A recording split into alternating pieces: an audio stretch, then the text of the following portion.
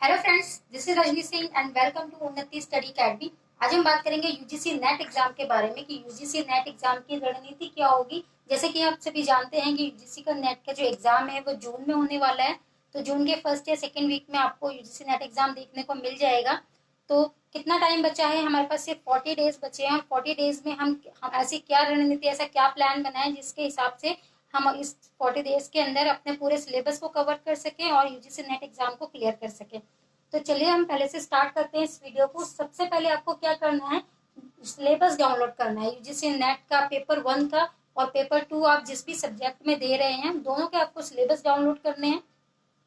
Plus आपको notes बनाने हैं। आप पेपर 1 के तैयारी कर रहे हैं उसके भी नोट्स बनाइए और साथ ही साथ आप जो आपका जो सब्जेक्ट है आप उसके भी नोट्स बनाते रहिए।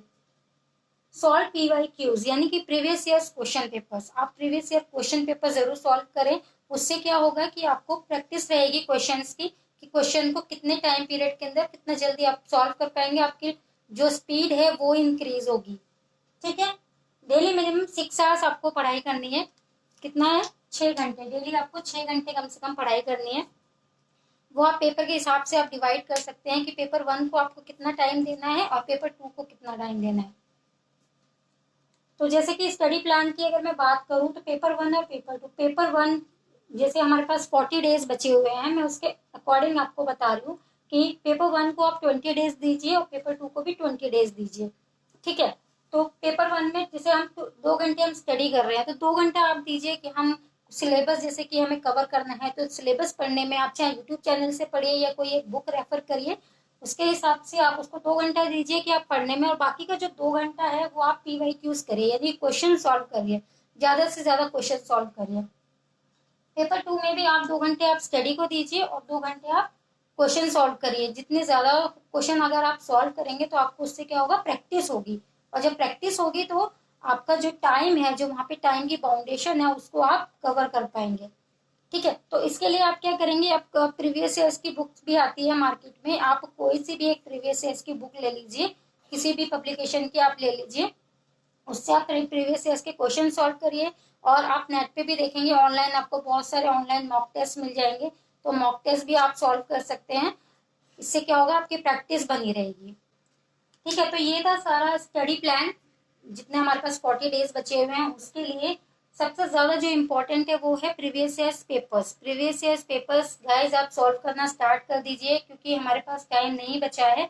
और होता क्या है कि हम सिलेबस पढ़ते रहते हैं, सिलेबस पढ़ते रहते हैं लेकिन क्वेश्चन सॉल्व नहीं करते हैं। और जैसे एग्जामिनेशन हॉल में हम जाते हैं और वहां पे हमें जब क्वेश्चन सामने आते हैं तो हमें समझ ही नहीं आता कि वो क्वेश्चन कहाँ से आया है ना। तो और होता क्या है, वहाँ टाइम की बाउंडेशन होती है तो हम टाइम भी मैनेज नहीं कर पाते हैं।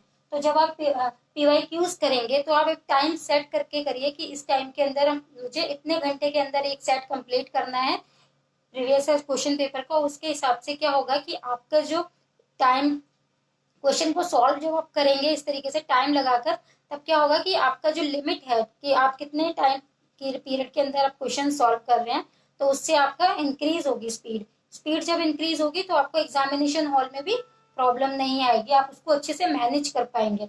तो क्या करना है, आपको क्वेश्चन सॉल्व करने हैं। प्लस सबसे पहला जो इम्पोर्टेंट काम है वो क्या करना है आपको, कि सिलेबस डाउनलोड करना है।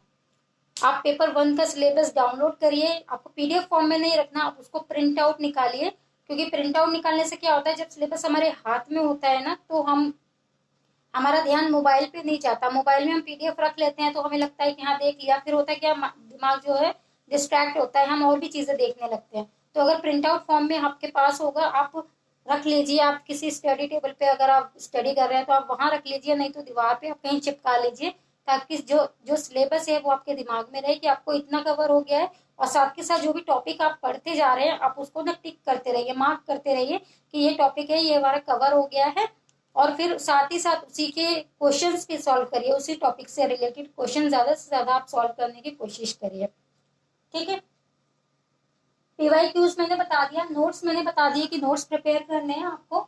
और डेली 6 घंटे का मिनिमम आपको पढ़ाई करनी है क्योंकि ज्यादा टाइम नहीं है, आप जानते हैं। तो डेली 6 घंटे आप कवर करेंगे, उस तभी आपका जो है सिलेबस 40 दिन के अंदर हो पाएगा कि नेट के एग्जाम क्वालिफाई करने के लिए। ठीक है। पेपर 1 पेपर 2 के अकॉर्डिंग हमने डेज को डिवाइड कर दिया है। आप अपने हिसाब से भी इसको डिवाइड कर सकते हैं। ये मैंने अपने हिसाब से डिवाइड किया है, मुझे लगा कि मैं इतने को अगर इसको डिवाइड कर दूंगी तो मैं शायद कर पाऊंगी। तो इसीलिए अगर आपको लगता है कि आपकी कुछ अलग रणनीति है तो आप वो भी कर सकते हैं।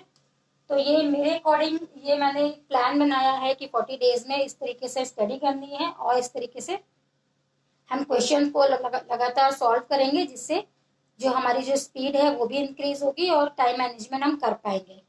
तो फ्रेंड्स, ये थी वीडियो आज की। वीडियो अच्छी लगी हो तो चैनल को लाइक शेयर एंड सब्सक्राइब जरूर करें और बेल आइकन का बटन जरूर प्रेस करें ताकि नोटिफिकेशन आपको मिलते रहे।